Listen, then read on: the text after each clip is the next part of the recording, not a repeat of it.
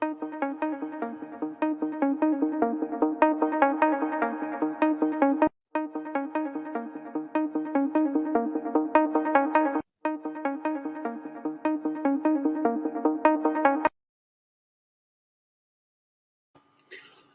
hi everyone, welcome back to the channel. Thanks for joining me today. I'm absolutely delighted to say that I'm being joined this afternoon by the one and only legendary ManiThangadurai. I'm absolutely delighted to have you here, Mani. So, what we're planning to do today is we're going to talk about the match yesterday and some of the issues that match has raised.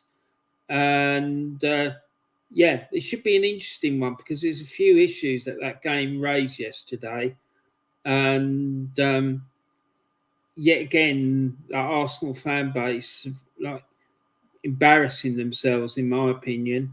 But anyway, I'm going to let Manny introduce himself for those of you who don't know Manny. But thanks ever so much for coming on, Manny, to talk to me about this.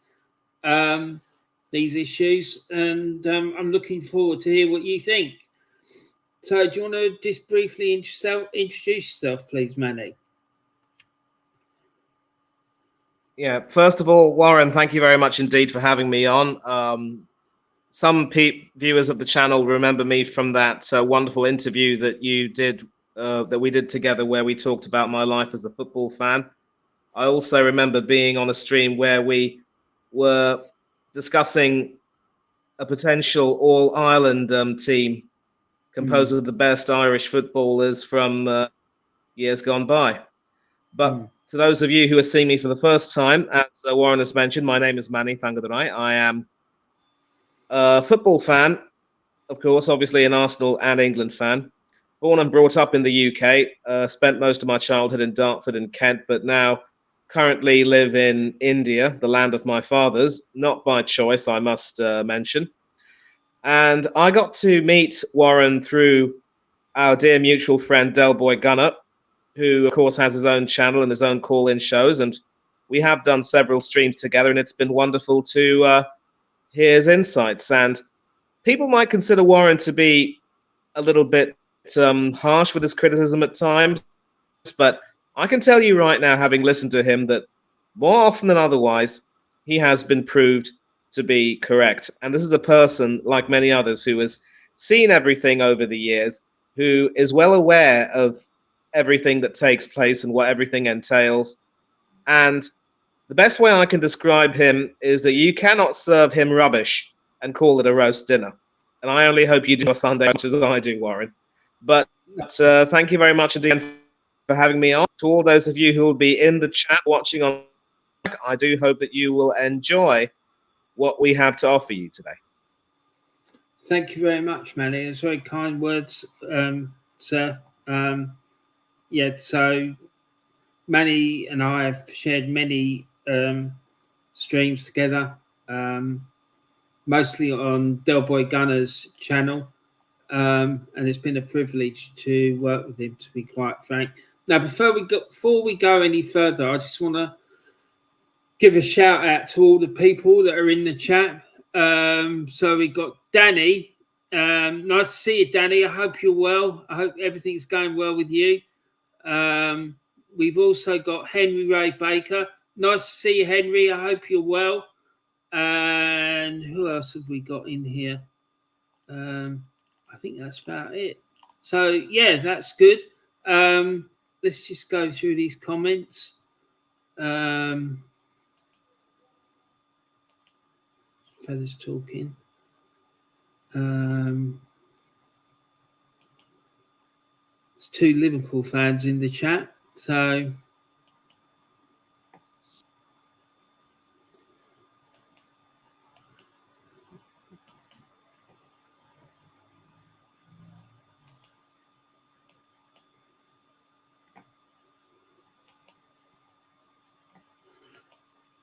right.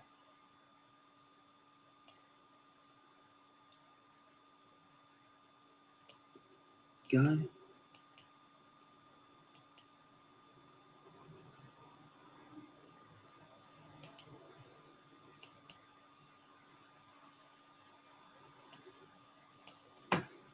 Thank you, Danny, mate. It's an absolute pleasure. I'm looking forward to doing this because there's quite a bit that we need to talk about. So let's get on with it.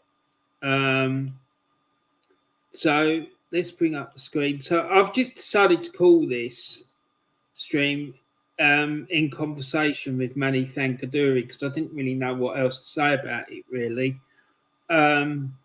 So what we're going to do, first of all, I want to talk about the game. So while doing that, I want to get your opinion about the match, Manny. What did you think about the game yesterday? And now I know that we were on Del Boy's show last night, but that was quite close after the game finished. So having had like almost 24 hours to think about it, what's your thoughts now about that game?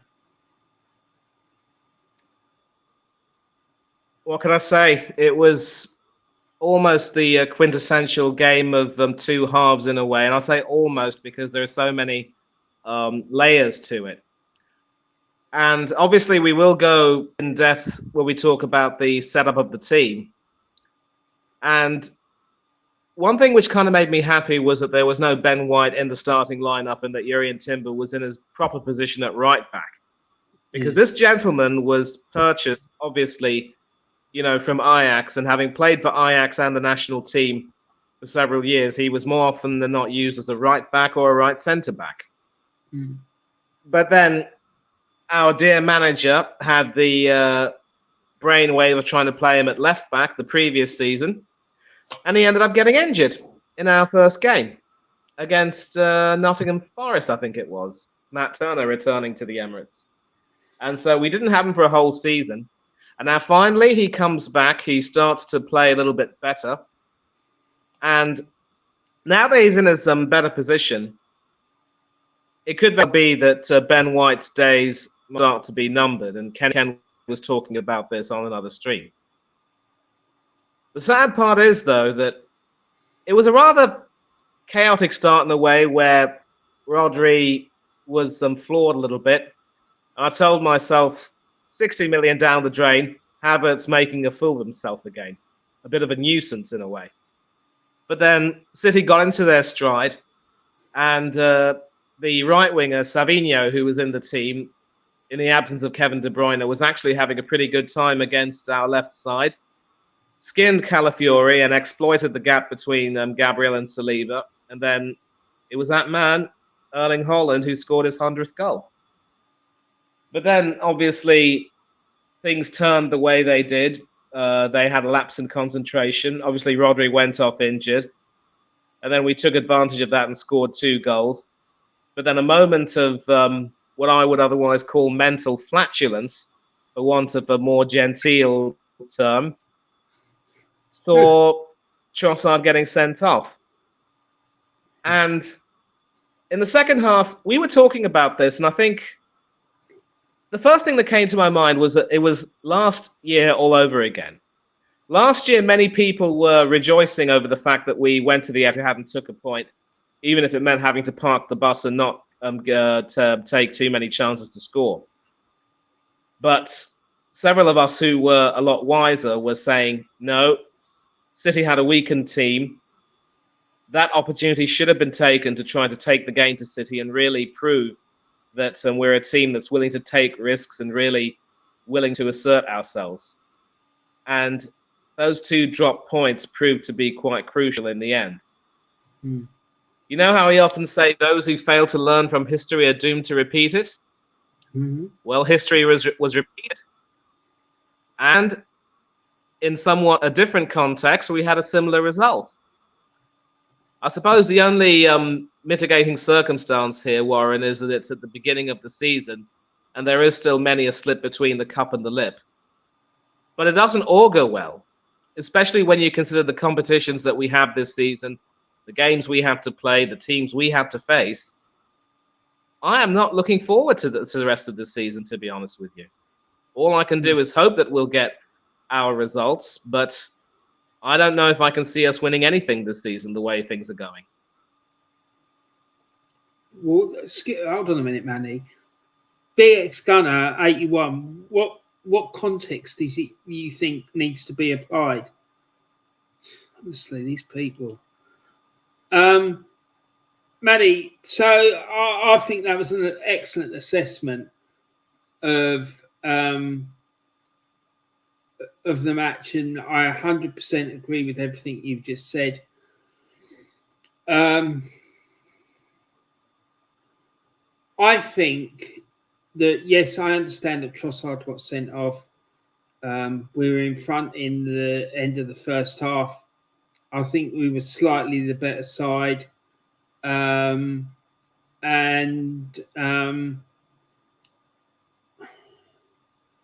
think we just threw away the initiative. And, people will say, oh, yeah, but we were down to 10 men and stuff like that. Well, I'm sorry. I've seen plenty of other sides go down to 10 men and still be in control of the game. And people will go on about City being world, the best team in the world and this and that. But plenty of other sides have gone there and managed to beat them. Brentford being one, and Mr. B's in the chat. I'm sure he remembers that with great pleasure, that game. Tottenham have gone there and won. Plenty of other sides have managed to go there and win. And I'm sorry, but I just find this whole thing rather peculiar that fans are wanting to big this result up as something spectacular, like they did last season. I'm sorry, but it's just a point. Our season will not be defined by one game at the Etihad Stadium. It won't. It's a good point. I'm not saying it's not. But at the end of the day, if you want to win a league title, you need to be going and beating your rivals, surely. Because if you don't, you're putting yourself at a disadvantage. And I'm sorry, I mean, since the start of the season, our performances haven't been that great. If you look at the pink part of that graphic that I've got up on the screen, Manny, it shows our position. It shows our position in the league table and a summary of our performance so far. So we played 6, which includes a Champions League game. We've won 3, drawn 3, and lost none, which is okay. But what is alarming for me is the amount of goals we've scored. Right, we scored 8 goals in 6 games, which is 1.3 goals a game. And that's not, for me, that's not the form of champions, I'm afraid. It really isn't. And then if you look since that game away at Aston Villa, where we had 61% of the possession, since then, we've played 4 games: Brighton home, Tottenham away, Atalanta away, and Manchester City away. And not one of those games have we dominated possession. Have we had the lion's share of the possession? And I'm really concerned about this, because I don't think it's a coincidence. I think that Arteta is a very, very defensive coach. And if you're not going to win major honours in football by having a really negative outlook. I don't know what you think, Manny, but I just don't see it happening, and you won't be regarded as an historically great club playing that style of football. For me, it was boring. It was negative. You need to go and play on the front foot. We never at any point showed any desire to try and go and win the game. It was shocking. They're like playing 8, 9 players behind the ball like that. And people seem to forget how much money this guy spent. He spent £800 odd million putting this squad together, albeit 95% of that money has been wasted. And I just find it shocking that amount of money So we're having to play players out of position. We haven't got adequate cover for when players go out injured. I'm sorry, but it's not acceptable. And I find it shocking and appalling that people are defending this nonsense and bigging him up to be the greatest manager, the greatest young manager in the game. The man is not. His record is absolutely shocking. And in a minute, we're going to look at the amount of trophies that have been won by the different clubs in the Premier League since he was appointed. And it makes for really, really shocking reading. It really does. But sorry, Manny, I've gone on a bit there. But what do you think? I'm happy to let you speak because obviously, given the the delay in our conversation due to circumstances beyond my control, I don't want to run the risk of speaking and have the conversation be interrupted. And I will answer your question by saying, even George Graham, for all of the criticism of how boring his team were during that time, they had their moments when they threw caution to the wind because they had to. I can tell you right now that if Mikel Arteta were the coach of that 1989 team, they would never have won the league at Anfield. And I'm sure you can agree with me. 100%. And we put Yes, Warren? I say that it would have never have happened. He hasn't got the technical know-how to go and do something like that. No, he doesn't. Absolutely not. And in addition, the players back then, including certain Kevin Campbell, Lord rest his soul, would wipe the floor with this current lot when it comes to commitment and desire and hunger to win. And that is the truth, I'm afraid.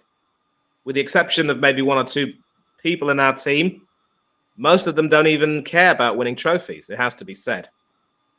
In addition, we were talking about this on Del Boy Gunner TV, and we were talking about how, being ultra defensive, allowing yourself to just sit back and soak up pressure without, doing anything yourself. There's a saying that if you smack a rock hard and often enough, even that can break.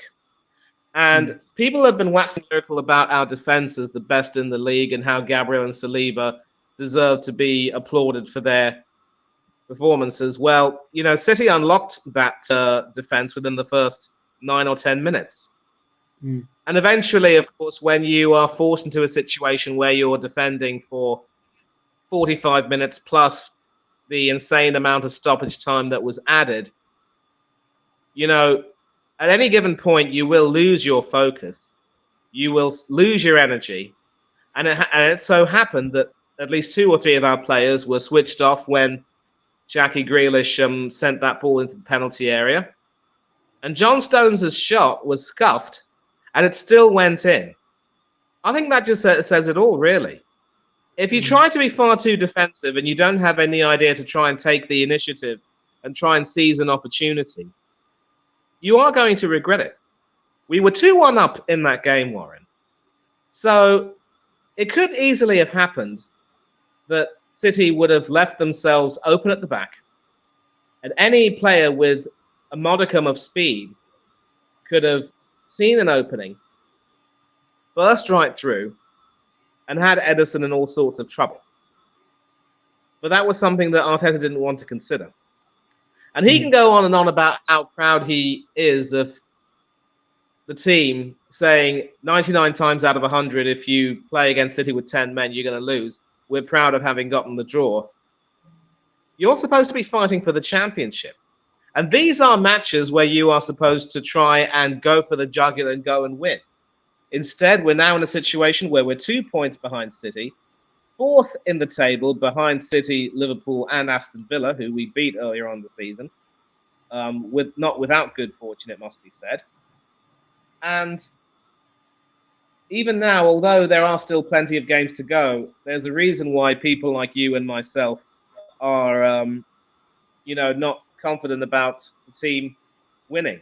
And it's all because you decide to go a little bit too defensive and think that you can hold out against this City team long enough. Just consider the difference a third goal on the breakaway, on the counter-attack would have made. It would have, I'm sure, deflated them completely. It would have. But that is something that Arteta didn't consider. And 100%. I get provided an example of how in the 2006 World Cup, the Trinidad and Tobago manager Leo Binhacker responded to his team going a man down by taking off a midfield and bringing on a striker.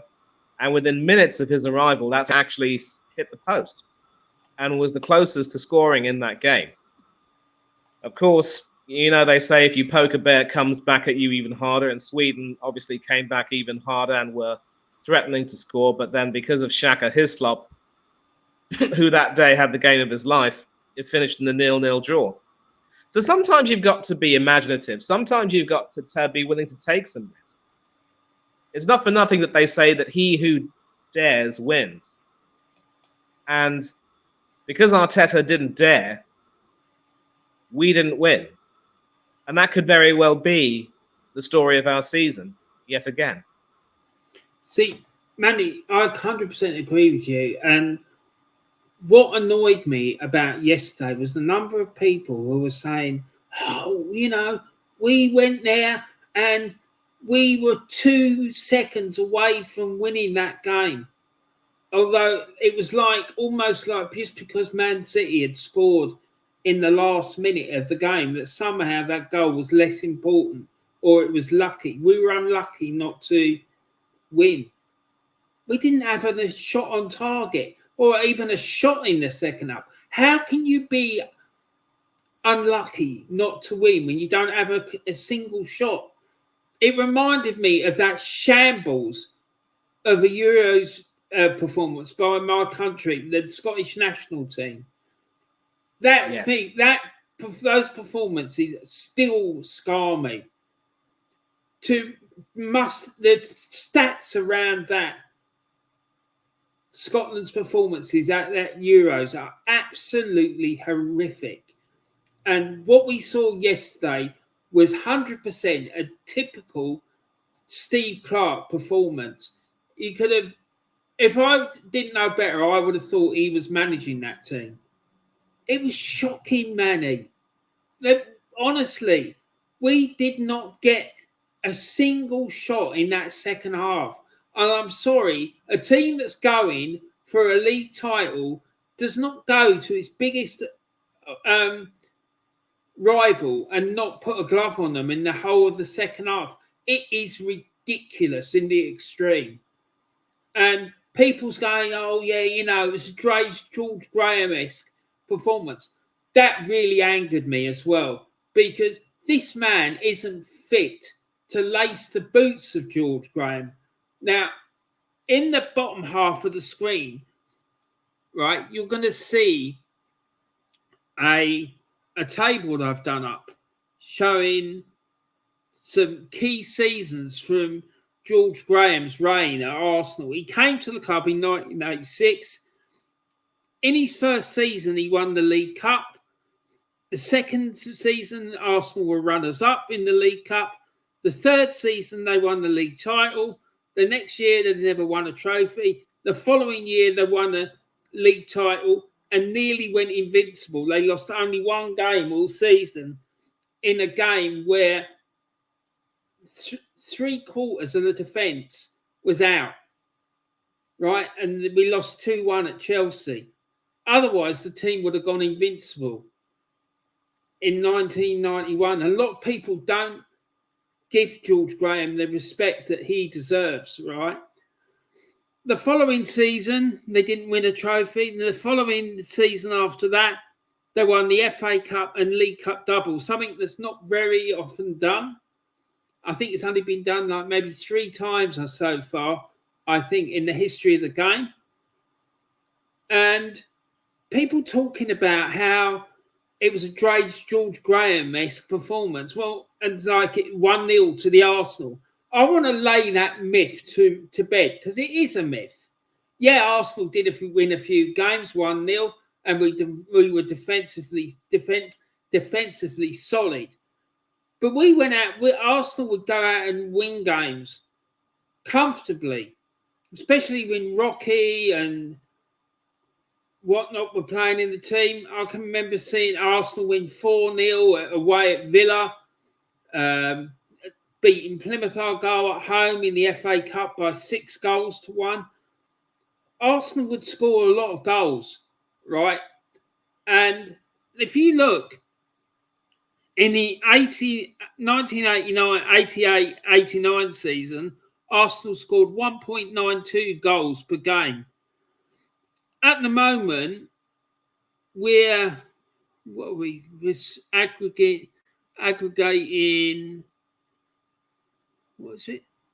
1.3 goals a game this season. And then in the 1990-91 season, we were averaging 1.95 goals per game. So no one's going to tell me that George Graham's sides were negative and defensive, because they wasn't. This is an absolute myth. And I'm sick of hearing it. This 1-0 to the Arsenal and all that. Yeah, and now and again we did win 1-0.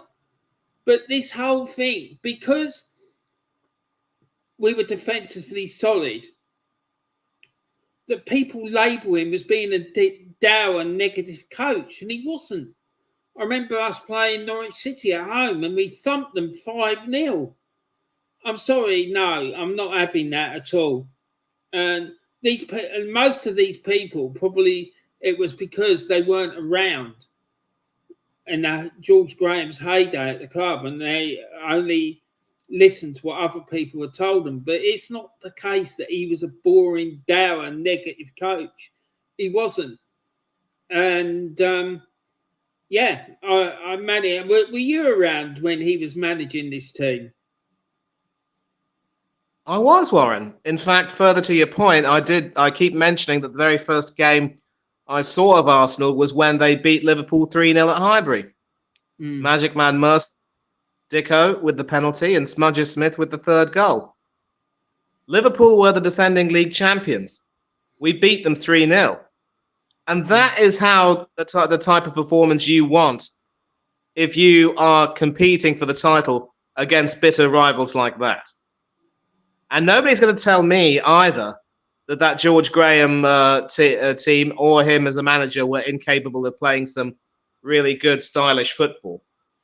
And yeah, Static also echoing my thoughts there, that we should have tried to go for a third goal, which would have deflated them. But back to your question, yes, I was around in the latter, somewhat the middle to latter years. And let's also not forget that under Graham, we won our second European trophy, the Cup Winners' Cup. What a performance that was! Again, founded on solid defense, but we also had our share.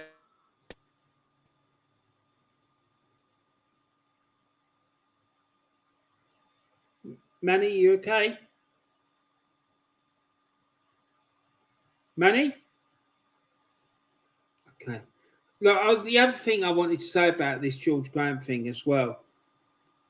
When Arsenal won the league in 1989, they went to Anfield and beat Liverpool 2-0 in their own ground. When Liverpool were probably arguably the best team in Europe by a country mile. They were winning leagues, they were winning cups, they were winning European cups, season in, season out. They were a formidable side. And I think I'm right in saying Liverpool hadn't lost by more than two goals or more at home in over 2 years. Whereas this Man City side, they're not at that level. They're not. I'm sorry, but they're not. And to be honest, I think that the Premier League is the current incumbent of the Premier League. The standard of football, or football in general, is not of the same caliber as it was back then. It isn't. I'm sorry, it's not. But there you go. That's just my opinion about it. But Danny says Graham won 2 leagues. Nothing negative about that. Yeah, 100%, mate. Up the effing red, says Danny. Oh, fair play to you, mate. Mr. B's in. He says Manny on his mobile. That's why he's gone off. Needs to get his laptop sorted. Bless him. I'm sure he will as soon as. He's back. Go on. Sorry, Manny. Yeah. Occasionally, every now and then, the Wi-Fi goes a little bit wonky, and I lose my connection to the microphone. But it worked out well, because when you started speaking, I think the microphone went off, and you're absolutely right. I share your opinion. When you are competing for higher honors, you've got to make sure that you can go toe to toe with the best. You want to make sure that you take the opportunity to try and say, we're not going to be afraid of you, and we're going to make sure that we fight you tooth and nail. And the consequences of this draw, as I mentioned, are that we are now 2 points behind City, and we have to assume that they will continue to, prove their worth and continue to win, and we have to continue to win, and that's the way we have to go about things. Maybe they'll have a loss some here and there, but the thing about City is that every season they just seem to find a way to improve their ability to really go on a run, make sure they do the needful and go on and win. And for us, we seem to big ourselves up as this amazing team, but then we are so prone to lapses in concentration, complacency, arrogance, and what have you. It's just scary. And it was all those things which have cost us in the past 2 seasons, when we, were competing for the title, but ended up finishing in second. It is never over until it's over. And Michael here saying City always go on mad runs at the end of the campaign. These 2 points dropped are extremely damaging, and big up to him. He's a friend of mine with whom I have many chats on Twitter, or X as it's now called, but I call it Twitter. And I'm glad that he's come over here, and I hope he subscribes to your channel, Warren. He would definitely love to hear what you have to say. So everything you've said about Graham and Arteta is absolutely spot on. Arteta isn't even fit to lace Graham's boot, and until he wins something even bigger, whether it's a league title or even a European trophy, all these Arteta sexuals need to keep Graham's name out of their mouths. What say you, Warren? I 100% agree, but for me, Manny, as you well know, it's not just about Arteta. My gripe is with the ownership, the board, the whole lot of them, because I honestly, hand on heart, I do not believe that anyone at that football club has got a clue what they're doing in terms of making this club a successful football club. I think there's something else going on at that club, but that's subject for another podcast. And I've spoken about this before, and nothing I've seen leads me to think that I'm wrong. I know that people disagree with me, but no one's been able to prove to me otherwise as of yet. There's way too much evidence stacking up that backs up my argument. And anyone who's an Arsenal fan, when they look at that, should be thinking, what the hell's going on here? But no, I agree with you, mate. Now, I want to show people something else. And this is about this Arteta nonsense, right? And it compares all the different clubs that have won trophies since Arteta has been appointed in 2019. And it shows the amount that each club has spent in the transfer market. It shows how many trophies each club has won. And it shows what the cost of the trophies that they have won has been. Top of the list, no surprise, with the most cost-effective trophy haul is Manchester City. They've won 10 trophies in the time that Arteta has been here, costing and they spent 848.4 million up until the beginning of this season. Well, up until the beginning of the summer transfer window that we just had, which works out to 84.8 million. Arsenal, on the other hand, are bottom of the list. We spent £871.8 million and won one FA Cup in that time. And this is since Arteta has been appointed. I'm sorry, but that is absolutely shocking. We've per trophy, we spent nearly 10 times the amount that City have.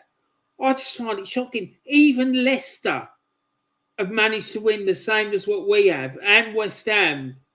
No disrespect to those two clubs, but they're not at the level that Arsenal are.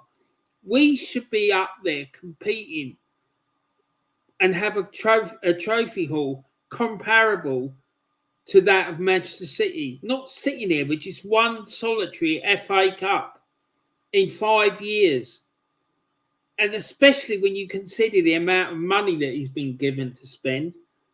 And the problem is, Manny, I personally believe he's wasted most of it. Because if you look at definitely 870 million, that's over 80 million pound for every position in a team of 11 players. 80 million, and you still cannot compete. You still can't win trophies. You're relying on shithousery and cheating and all that. I'm sorry, no. We should be going out there and burying sides up with that amount of money that's been spent, not scraping and playing players out of position. And it's, mate, I just find it absolutely unbelievable that there are all these people out there defending this nonsense. And it is nonsense, Manny. I'm sorry, it is.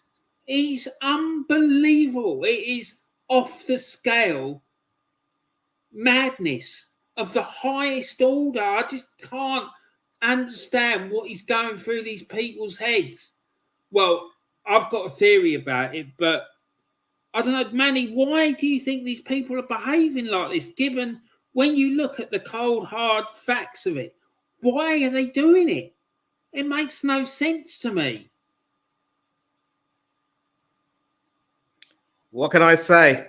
They've been sold a dream, and they can't bring themselves to accept that the dream has not, given them the results they wanted. I think that's pretty much the only way.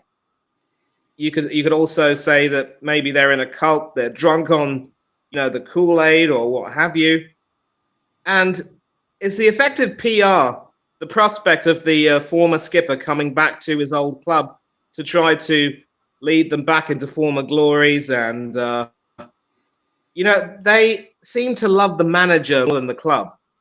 As our dear friend Kenny Ken always says, the club is the star and no player should be above that. Well, in the same way, no manager should be above that. We've seen managers over the years getting sacked for performing at least marginally better than Arteta has.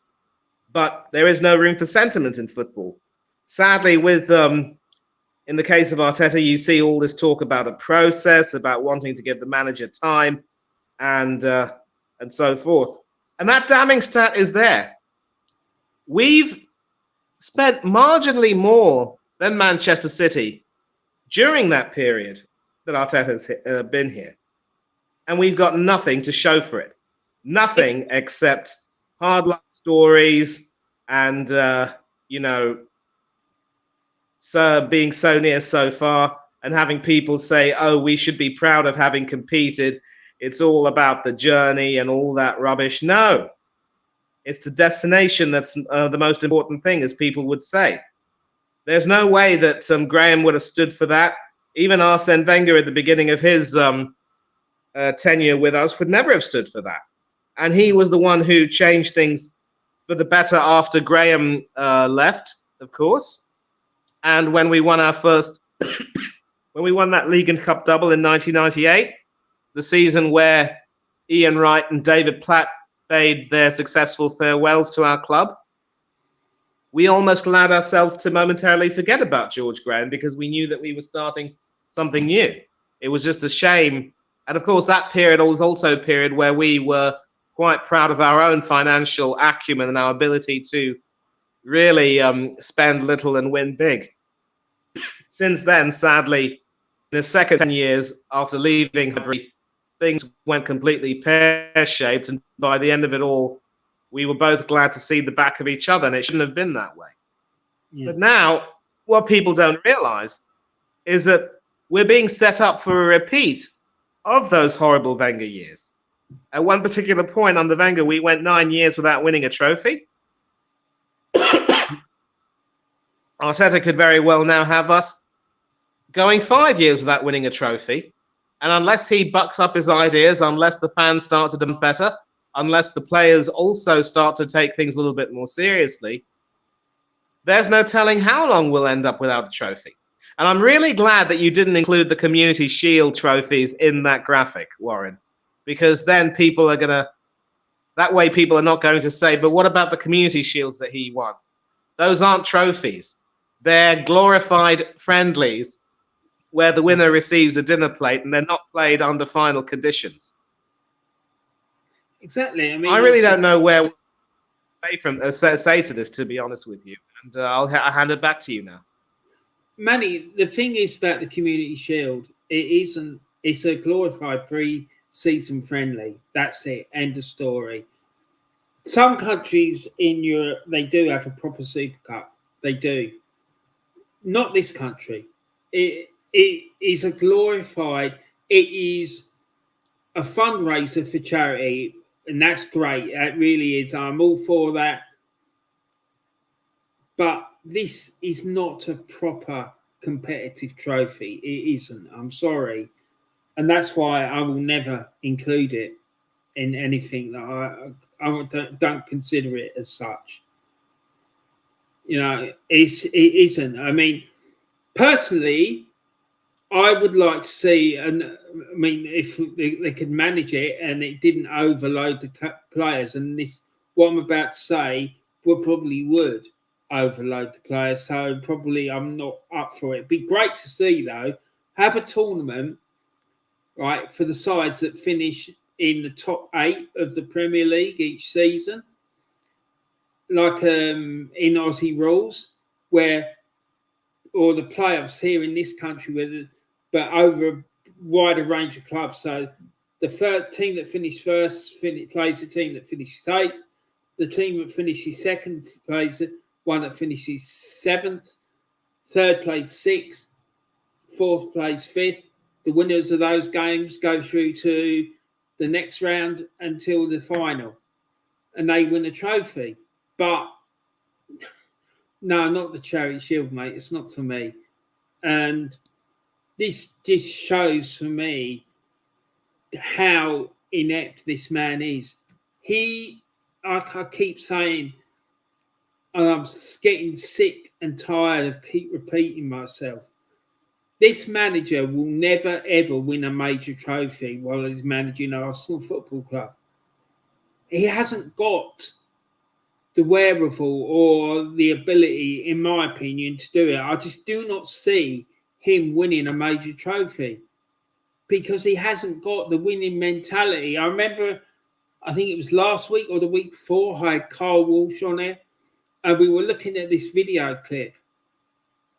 The first thing that come out of Arteta's mouth was that he didn't have a problem with losing. That, to me, told me all I needed to know about his mentality about winning. Honestly, Manny, I was shocked. Well, I wasn't, because it's this thing, him being Arsenal manager. It's all about him. It's all about product Arteta and him marketing himself, and it's the whole thing is an absolute shambles. I just can't bear it, mate. I'm getting to the point where let me just rewind a bit. Loads of people I know who are my age or older or a little bit younger than me have walked away from Arsenal because of this, all this Arteta nonsense, the way the club is being run. People are just sick to the back teeth of it. Absolute nonsense and BS all the time. And I have to be, and a lot of them have been saying to me, Warren, why are you bothering with this nonsense? It's never, ever going to bear fruit. And I'm getting to the point where I'm starting to agree with them. Is that then you're not going to get them out. They're never going to go anywhere. And because this fan base aren't interested. As long as they're able to go along to games and, get their shy lattes and cream cheese and salmon, bagels and all the rest of it, they don't care. It's just like a night out at the opera for them.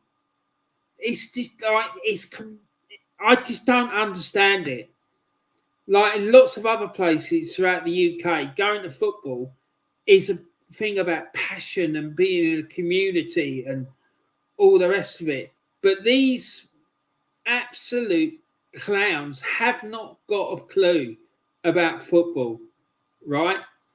And that leads me on to something that happened yesterday on Del Boy's channel, right? And it really wound me up. Now, before I talk about that, Mr. B, you asked about putting in your link for your channel. Feel free, mate.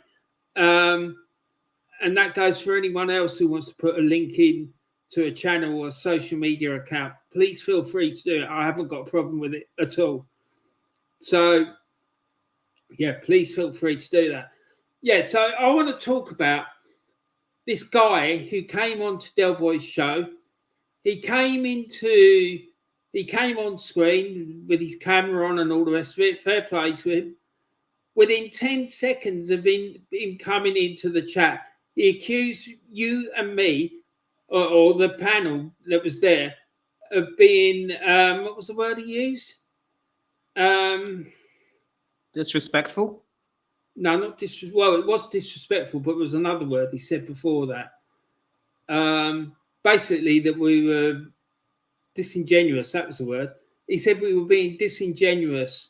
He said, after what we've seen today, I think you're being disingenuous.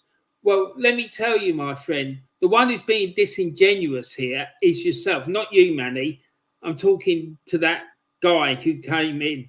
I've seen this guy.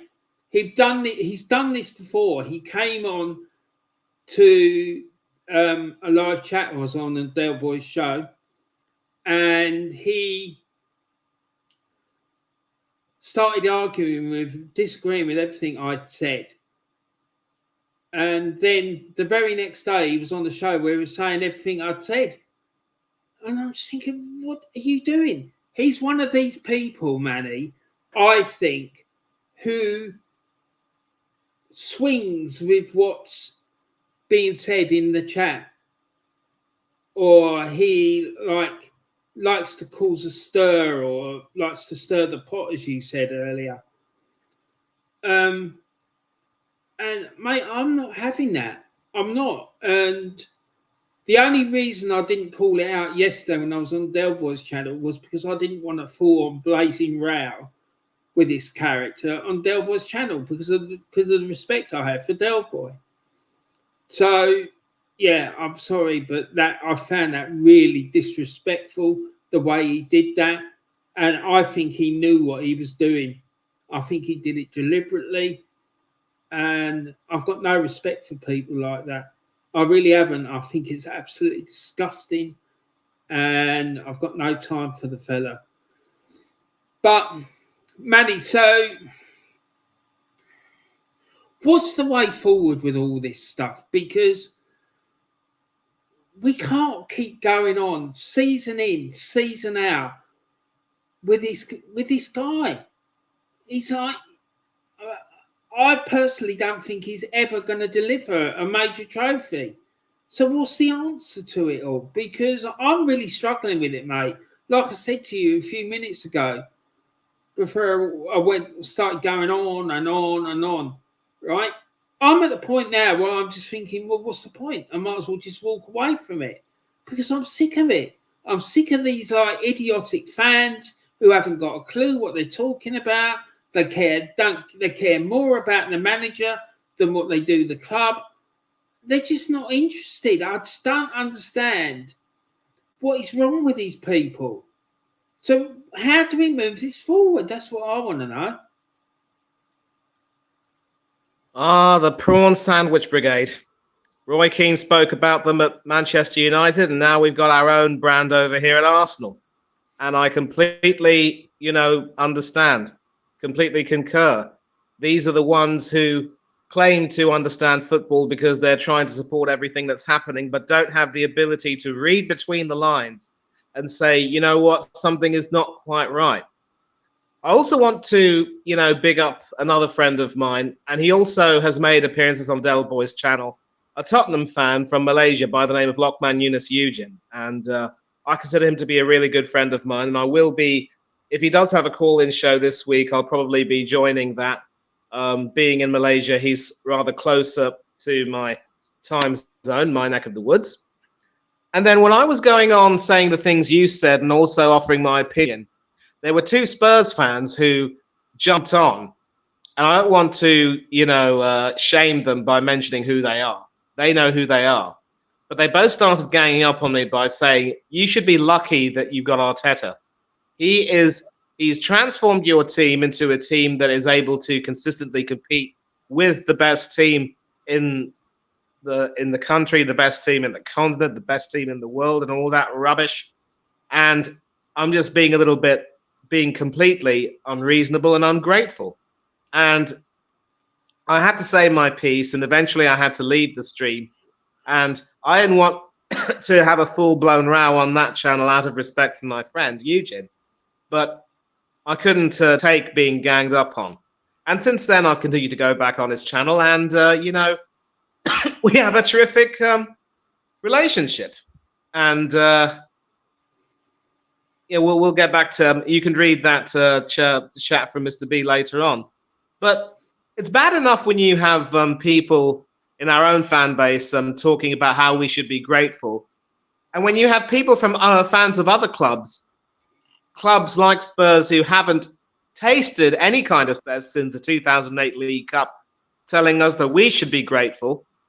I'm sorry, there's no way that we can that I can countenance that. And going back to your question, it hurts me a great deal because at the top of the show I said that fans like you are really fans like yourself, I should say, fans like yourself are a type of breed who have seen it all, who have been there, who know what is what, and who are the best place to truly understand and offer their opinions of what's going on. And what people don't realize is that Arteta being given the money and the backing and the support that he's been given, he has to eventually, start to improve and start to see the team a little bit better. But let's not pretend that he's made us a world-beating team. Our performances in Europe are testament to the fact that we are nowhere near that top level. I don't know how well we're going to do against Bolton Wanderers in the League Cup this coming Wednesday. Maybe we'll smash Leicester in the league, but then that's probably because that is the big fish that our fans keep wanting us to fry, and every time we just fall short of frying it. But back to your question, I will answer this by saying an oft-used and oft-neglected cliche. This too shall pass. I mentioned that in the second half of Wenger's tenure, even with all the FA Cup wins that we were getting every now and then, which would dot our trophy cabinet, we had moments where we'd promised so much and failed to deliver. And eventually, the same fans who were so in love with Wenger started to turn on him. And that's going to be the way it is at every single club. We've got some Liverpool fans in the chat, including Niall from the upper tier. Big up to you. And they can only tell you quite clearly, please forgive me, this cough is causing me some problems. But they can tell you right now that when Rafa Benitez came to the club and won the Champions League in his first season, everyone was in love with him. and he won the FA Cup in his second season. And so nobody was willing to question him. But when his number two, Paco Ayestaran, left the club, they started to go on a little bit of a decline in some respects. They ended up not winning anything, and relationships between the manager and the players and even the fans took a huge downturn. And by the end of it all, the fans were glad to see the back of Rafa. And of the many managers that have won the European Cup with Liverpool, he's probably the least fondly remembered, although you can't compare him to the likes of Shankly and Paisley and Fagan or even Klopp for that matter. But with Arteta, I do believe that the longer we go without winning, the more embarrassing moments that we end up suffering, sooner or later, fans are going to start realizing that the emperor has no clothes. Because if you take a look at the way things are going, as season after season, we become yet again a laughingstock. And it angers me so much to see these fans, having gone through the second decade of Wenger, they're still willing to go through this with Arteta, calling it a process. I mean, they're gluttons for punishment. But eventually, everything passes. Everything comes to an end. And people start to look back and realize, you know, this was a bit of a mistake. You can only feel for Unai Emery, given the job he's doing with Aston Villa, how well he would have done had he been given the respect and the backing and the support that he deserved. Instead, our fans mocked his accent, and they were glad to see the back of him. He tried his best to change the structure and try to fix a lot of the problems that were there when Wenger left. He was never allowed to do so. And so eventually when he left, it was a case of nothing personal, but results dictate that things aren't going to work. And so I was happy to see him walk away and go somewhere where he'd be appreciated. And when he won the Europa League with Villarreal, he beat us in the semi-final. So the fans eventually will decide that enough will be enough. And I do believe eventually, like all things, that things will come to pass. I know how you feel. I really do. And it hurts me personally to hear you say that, you know, you might consider walking away from it all. But having grown up supporting the club as a boy and having seen so many wonderful times, to hear of you talking about walking away, it hurts me. And while I respect your feelings and your opinions, I will say that people like you are the ones who will pretty much balance everything out and prevent the entire fan base from going completely crazy. You are true to your opinions, you stick to your judgment, and that's the way we should be. And hopefully that'll be the way things go. Sorry to interrupt you, mate, but I think they have. I think there's so few of us like calling this out for what it is. You know, £871 million has been spent, right, in 5 years, and we've got one FA Cup to show for it. I'm sorry, it's not acceptable. How can that possibly be acceptable? How can you not compete and win trophies with that amount of financial backing? It is unbelievable. It really is. Actually, I was surprised it was that much. I thought it was going to be something like 750, but £871 million, near on 872 million. Mate, that is shocking. By the end of next season, it'll be a £1 billion. £1 billion. And I'm telling you, he will still not win anything. Mate, honestly, I'm sick to the back teeth of it.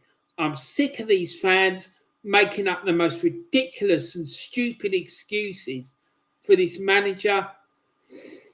The avoidance tactics, the constant changing of goalposts and refusal to hold the man to account. I really want to understand why it is, what it is they see in this guy. Because it ain't winning trophies, mate. That's for sure. I'm honestly convinced that most of these people are doing it because they want to boost their social media profiles. Because they know that there are thousands, if not millions of fans who are into this Arteta thing. right? And they believe that by backing it, that they're going to get all these people following them on their social medias or YouTube channels. And I just think it's shocking. You need to be honest. You need to say what you think. If they think he's the man for the job, fine. But don't give me all this nonsense. Like about being the best young manager in the world, and when he clearly isn't. Like going on about his looks and about his tattoos and all this other rubbish that they come out with. What the hell was that got to do with winning games of football? I had some fella the other day, I put in a post about Arsenal Football Club on their website, and put a soft toy in of that Win the dog, right? Some fella said, oh yeah, well, I think you're overlooking the fact that it might be aimed at kids. And I'm going, listen, mate, are we a football club or are we a retail outlet? It's a shambles. The nonsense that these people come out with is absolutely shocking. It's shocking. These people shouldn't be allowed anywhere near a football club. And I've said, like last Christmas, I did this stream. I was really raging then. But there were some things that I come out with, and I said it in tongue in cheek. But I meant it. I think in order to get a season ticket at Arsenal, you should have to take an exam. I really do, because these clowns, they haven't got a clue, Manny. They haven't. They don't know what they're talking about. Some of them fans are using their season ticket to make money. They're selling the games out of their season book to other supporters. I used to work with a fellow who used to do it.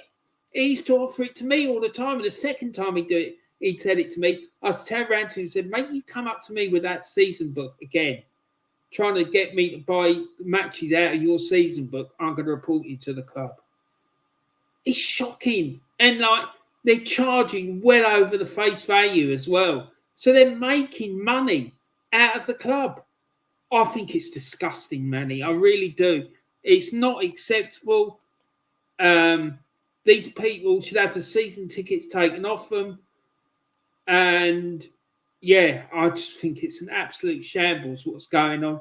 People just doing the craziest things to boost their social media profiles and YouTube channels and what else. Just constant subterfuge and nonsense. Mate, I'm sick to the back teeth of this crap all the time. I don't understand what the problem is with these people. I don't understand why they're doing it. Like, what is it going to get you? This YouTube thing, right? I couldn't care less about whether I get monetized or not. In fact, I actually don't want to be monetized, right? But there are people out there thinking that they're going to suddenly, it's like a gold mine that they're going to hit. No, it isn't. I think someone I saw, they did about 3 or 4 videos. They got paid £15 for these videos after they got monetized. So it isn't like you're not sitting on a gold mine. You should be doing this for the love of your club. Well, that's the reason that I'm doing it. And the fact of the matter remains, I do not think that this manager is the right man to be leading this football club, and I want him gone. I want the owners gone, and I want the board gone, because I'm telling you, Manny, there is something seriously wrong going on at that club, right? And I know Niall's in the chat, and I think it's the reason, the same reason, the thing that's going on at Arsenal is the reason that Jurgen Klopp walked out of Liverpool. I don't believe that man was tired. I don't. I think he walked out of that club because he knew that the owners wanted to take competitive games overseas, and he was completely and utterly opposed to it. And if that is the real reason that he left, fair play to the man. I love that guy, Jurgen Klopp. I wish that he'd been our manager, because we wouldn't be putting up with bullshit like youth projects and all this nonsense about dogs and playing You Never Walk Alone at the training grounds and get up and get prepared for going to Anfield. I mean, what in the name of God is that all about? Do you know what I mean? And I'm telling you, Manny, this club is seeking to move competitive fixtures overseas, right? So what about the season ticket holders? And that is the thin end of the wedge, because at some point in the future, Arsenal Football Club will resign from the Premier League, be playing in the World Super League, and will be playing their games in the United States. I say it every single time I do a stream. The FSA are on the case, the Football Supporters Association are on the case. It's been discussed at FIFA. It's various reputable media outlets have published stories about it. The Guardian, the London Mayor has come out in support of the fact of Arsenal playing their games overseas. Mate, I'm sorry, I think it's shocking, and it will be the death knell of the club, 100%. And I think this has been behind everything that's happened ever since the Cronkies took full control of this club. This is why they appointed Arteta rather than getting Ancelotti, right? Because they knew that an experienced manager would not put up with this nonsense. And we've seen, if I'm right, and it is the reason why Klopp left Liverpool, they see what happens. You do that with an experienced manager at the helm, and they're going to walk. What sort of nonsense is that? Moving your games overseas. Sorry, man, no, it's all wrong, and it needs calling out. And as far as I can see, I'm the only one who's doing it. And it's not about the money, because they have provided money to Arteta. The man has wasted it. That's another point. But they have. But it's a smokescreen. All of this is a massive smokescreen for what's really going on. I'm telling you, these Cronkies cannot be trusted. They're a massive problem inside this football club. And I'm sick of it, mate. And really, this is not the football club that I grew up supporting. No shape or form whatsoever. But anyway, sorry, I've gone on a bit of a rant there. But no, it's okay. I completely understand and agree. And now you understand why I refer to them as the Crankies, quite literally. And, that term will pretty much do them justice in many ways. And, Niall saying he had to wait 30 years to win the league. Hopefully we won't be waiting another 10 years. Well, sadly, as Seamus Heaney would say, that legendary Irish poet, hope and history only seldom rhyme. And listening to everything you said, Warren, I do fear for the future of the club if that's the way it is. And I'll tell you one thing. It's bad enough, when we became one of those 20 teams that formed the Premier League and ended up competing as such. And that was one thing. But if Arsenal do end up breaking away to join this World Super League, or, being in a situation where they decide to play some of their games overseas, then I do believe that it will lose a very large chunk of the fan base. And what hurts me in saying that is that these current fans right now, these more contemporary supporters, will probably say, well, that's the way it should be. There's no place in this footballing fan structure for fans like yourself or others who are too old and crusty and set in their ways, unwilling to accept something different. No. Sometimes you have to defer to what, the elders know. You have to listen to what they have to say. And if you don't, you're asking for trouble. And that has been the way it's been throughout history, and it's repeating itself yet again. And I'm just as disgusted with the these whole machinations and shenanigans away from the field as you are. But the on-field shenanigans as well are bad enough. At least if we were showing a commitment to winning something, people could maybe take us seriously. I mean, Liverpool were winning things, City obviously winning things. United have also managed to sneak a few trophies, even though they're far away from winning the league as any team could possibly be. But we've hardly won anything. And the further we continue to do this, the more and more of a laughing stock we're becoming. We were a laughing stock at several points during Wenger's last decade at the club. Very soon, we're going to become an even bigger laughing stock, and people might be willing to praise us in public, but behind their backs, they are sniggering and laughing. We still can't find a way to win, they say. Even Leicester City have won a trophy more recently than us. West Ham have won a European trophy more recently than we have. That graphic over there, Warren, should not make for very happy reading for anyone, any Arsenal fan worth their salt. And the fact that some people can be satisfied with that makes me angry too. Yeah, the problem is, Manny, I don't think they actually care. That's the thing that upsets me more than anything. That they're more interested in this guy's career than they are about seeing Arsenal win trophies. I honestly believe that, mate. I honestly think that there are a large group of fans who are more interested in the manager and his career than they are about seeing Arsenal be successful.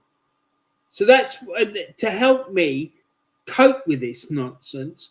That's why I started referring to the club as Arteta FC. Because it was the only way that I could think of that I could cope with it. Because I just think the whole thing is absolute madness. Do you know what I mean? I just don't understand what is wrong with these people. Maybe I'm completely out of touch and I'm getting old and stuff. Maybe that's what it is. I don't know. But I just find it staggering that people are carrying on like this about a manager. Do you know what I mean? Then it's for me, it's all about him. That was why he had that young kiddie on the bench and he brought him on for 2 minutes at the end of the game when he was 15. There was nothing to do with like wanting to give the guy, the young lad, some game time. It's about him being the manager who had brought on the youngest ever player to play Premier League football. It was absolutely shocking. But, mate, I don't know. I get really angry about this stuff because our club is being made a laughing stock of it. And you're right, Leicester City have won an FA Cup more recently than us. West Ham have won a European trophy more recently than us. And it shouldn't be happening. We've won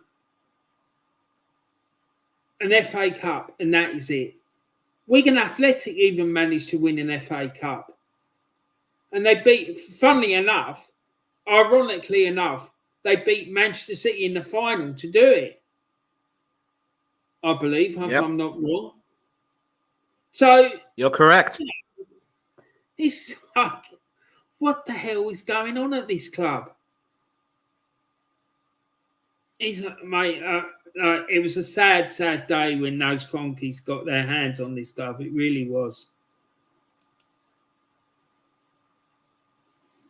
You know? Mm. So, yeah. And this this comment from Static, which was just up, talking about how Arsenal fans were supporting Spurs against Manchester City just so that Arsenal could win the league. Some even wearing Tottenham shirts for support. Even that vile creature, Piers Morgan, was pictured on Twitter doing the same thing. Some people even wearing hybrid Arsenal Spurs shirts. They even changed the words of that ridiculous pre-match song to say North London together or something like that.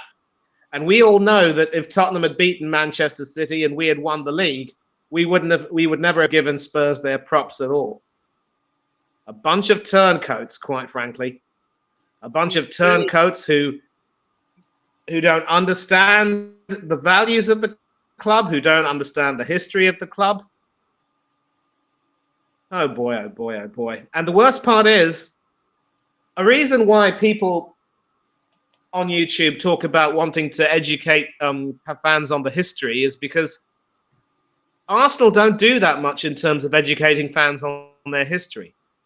They don't. There's a part of me that believes when we made the decision to move Hackspert and Grove, I don't know if I spoke about this on the interview, but when we made the decision to leave Highbury, we let a part of our history and a part of our soul die along with it.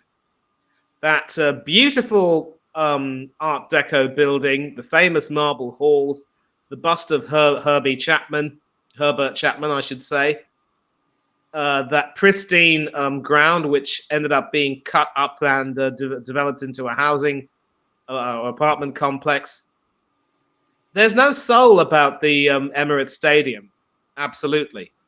But whenever in making a move like that, I think the club was never conscious of how big of a move that would be and how seismic a step that would be in terms of the history of the club, and how it would end up leading fans to sort of forget about those days and not wanting to learn more about the Highbury days, when we were definitely one of the best teams in the country and regularly winning, league titles and cups and so forth.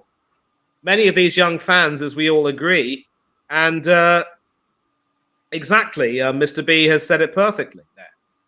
So some of these fans just need to have an education, but the club also just doesn't seem to care either.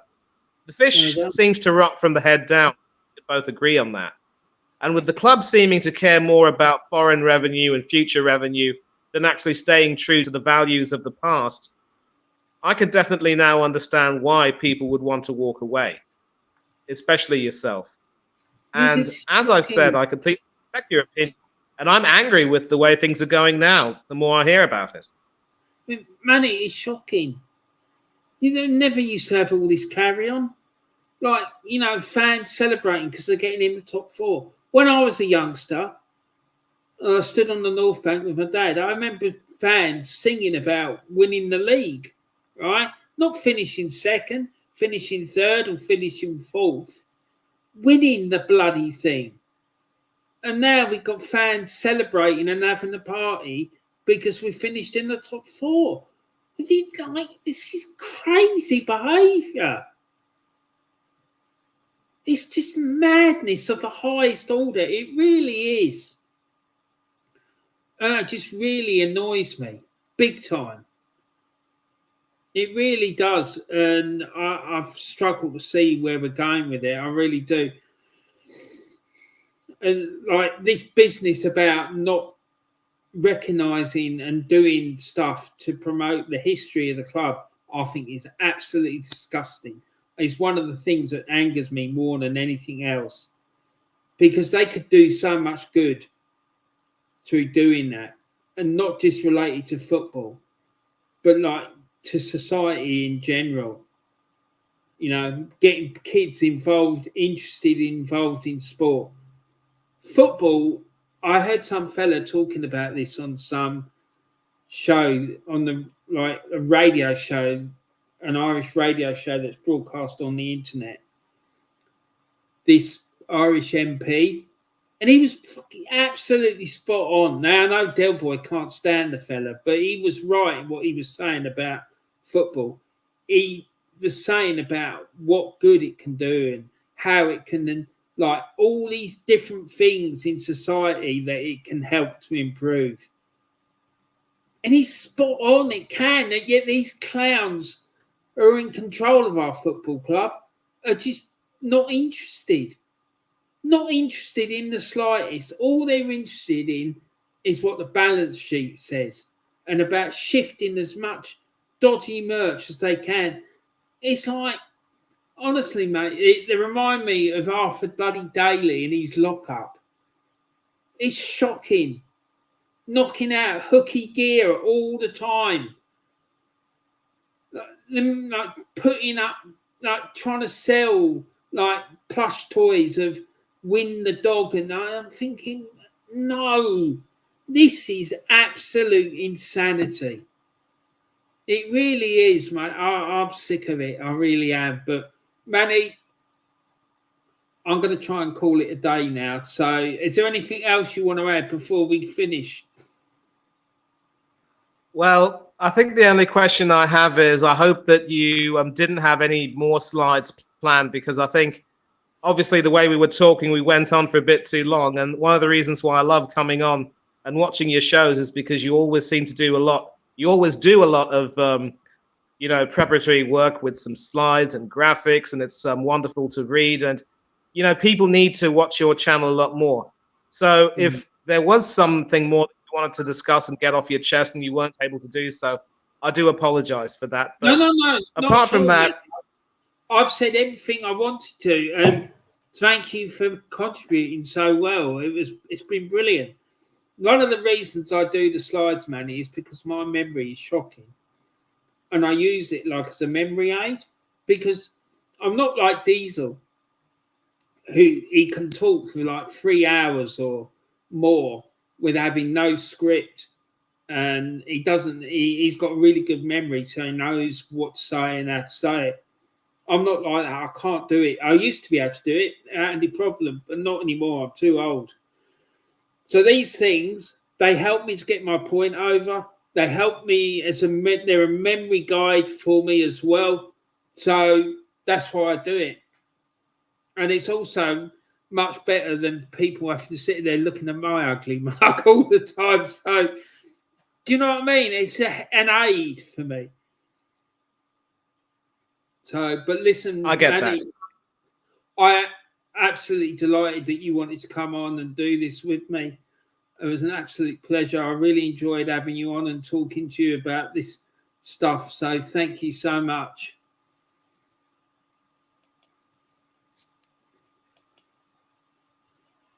So listen, if there's nothing else that sorry, you want there to was a bit of an interruption there in the Wi-Fi, I think. But if you can hear me, Warren, let me say that it was an absolute pleasure coming on, and I'm glad I was able to be a part of it. And hopefully, at your judgment, if you would like me to come on again, 100%. I'm always more than ready, and no second invitation required. Mate, there's a lot I need to sort out at the moment, but I will try and get you on more regularly, that's for sure. If you're absolutely up for it. Thank you, Warren. No, that's an absolute pleasure, mate. It's been great. I've really enjoyed chatting with you, because I do find it quite draining talking to these people who've just got no idea what they're talking about, or they've got another agenda that, like that person who came into Del Boy's chat the other day. I find him I find it quite depressing that people behave like that, to be honest. But, there you go. He's got his motivations, I suppose, but you won't catch me doing nonsense like that, that's for sure.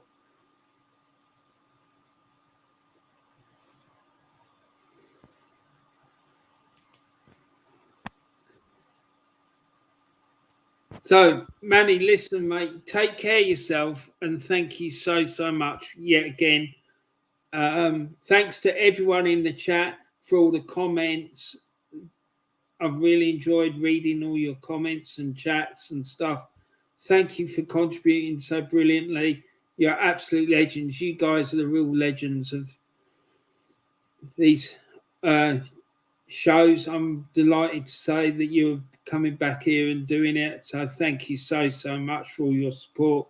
It was great to see you all, and be doing something else soon, but I need to work on some other things, so it might not be as regular as I would like, but it's because one of the reasons is because of the way I like to do the shows. So please be patient with me. It's not because I don't want to do it. It's just because when I decide to do something, sometimes it can take a while. So to put it all together. But Manny, do you want to chat out your channel before we finish? Sorry, your socials and stuff like that.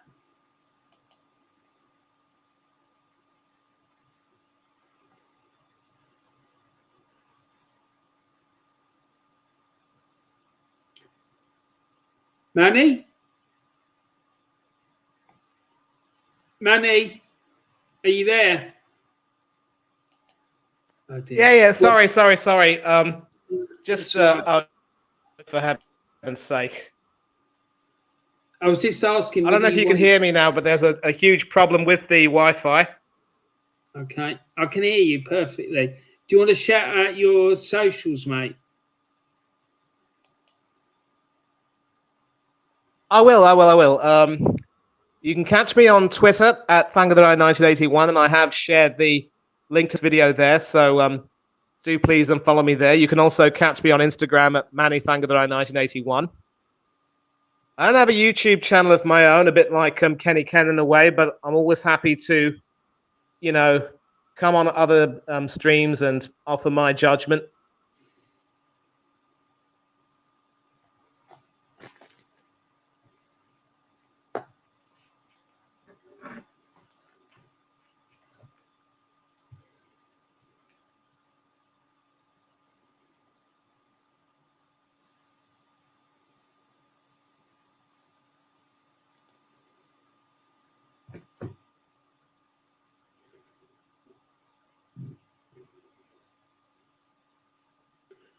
Manny, are you there? Okay, I think we've lost Manny. What I'm going to do, I'm going to. Yeah, I'm back. Okay. Do you want to I'm carry back. on, Manny? Yeah. As I've said, catch me on Twitter at Thangadurai 1981. Catch me on Instagram at ManiThangadurai 1981. Also, catch me and Warren on Del Boy Gunner TV. You can also catch me on Mr. B Hiver Football Chat and also Mr. B Chats England Cricket. And one of the videos we did on the cricket channel was a tribute to the late England batsman Graham Thorpe. We had Kenny Ken join in and offer his recollections on a fine player and a somewhat tortured soul. A reminder, of course, that mental health is always very important. Suicide should never, ever be an option. Please talk to a good professional. Reach out to people who you love and who love you. There will always be a way to go through everything and 100%. to get through everything. 100%. Also, catch me on Coaches. Yes, Warren? I said, well said, Manny. Thank you, sir. Also, catch me on Coach's Corner, Oris Talks Football. We are having a stream tonight on that channel at 8 p.m. UK time to talk about the games gone by. Also, catch me on Up the Cherries in All Departments, where we have a new show called This is Football, where we discuss other football topics going on around, including our last video being about Leicester City avoiding a points deduction, which is good fun as well. Glad to have been a part of that. Also, Huddersfield Town Fan TV, Rich Sports, Football United, Gundown UK, the Southern Gooner, Matt Odom, of course, another good friend of ours. Eugen, Spurs U Asia TV, and Football Overseas, and plenty of other channels, of course, which I don't think I have the time to name at the moment, but all channels that are quite important to me. And just going on these channels and having a chance to speak is something that fills me with a great deal of happiness. At least people are willing to listen to me and listen to what I have to say. And as long as I'm able to contribute to a discussion and not be, a pot stirrer or someone who, utters nonsense or waffles along, that makes me all the happier. And big up to everyone in the chat. And as Warren would say, all of you who are in the chat are the reason why this video exists and why his channel does as well as it does. Still, they're doing quite well in terms of subscribers. And please keep subscribing to him. Please keep following Warren for any more updates and any more videos that he produces. It's all top quality stuff, which I need to try and watch again if I get the time.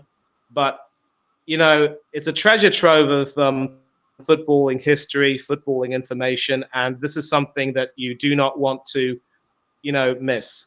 So thanks again to you, Warren, for having me on, and thanks to everyone in the chat. And I hope all of you take care of yourselves and have a good Monday and a good week, and hopefully we'll see you all very soon. And once again, I do apologize for the wonkiness of the Wi-Fi connection. Don't worry about it, Manny. It's an absolute pleasure to have you on. It's great talking to you. And once again, I just want to shout out everyone that was in the chat. So a big thank you to you all.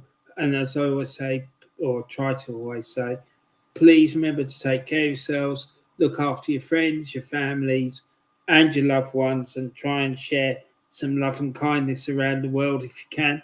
Especially at the moment, it's a bit of a madhouse out there. So please be careful, take care of yourselves, have a great rest of your day, and we'll see you all again soon. Take care, everyone. Thanks for watching. Bye for now.